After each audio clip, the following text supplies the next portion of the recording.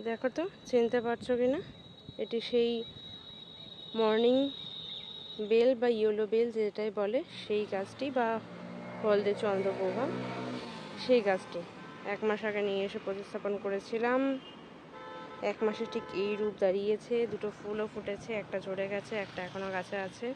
প্রচুর কুড়ি এসছে, প্রচুর শাখা প্রশাখা মেলেছে এবং খুব সুন্দর রূপ ধারণ করেছে। টবে এটাকে রাখতে গেলে কাটাই ছাঁটাই তো অবশ্যই করতে হবে, কিন্তু আমি এখন কাটা ছাঁটাই করবো না, কারণ এটা শীতকাল। বর্ষাকালে কাটা ছাঁটাই করবো। এখন যা ফুল চলে আসছে চলে আসুক।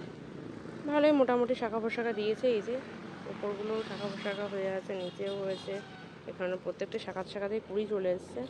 খুব সুন্দর অবস্থায় আছে গাছটি। এখন কিচ্ছু করবো না, এরকম যেরকম ফুল দিচ্ছে দিয়ে যাবে। একটা লাঠি দিয়ে সাপোর্ট দিয়ে দিয়েছে, এটা হেলে যাচ্ছে। এটাকে বর্ষাকালে কাটা ছাঁটাই করবো। চলো।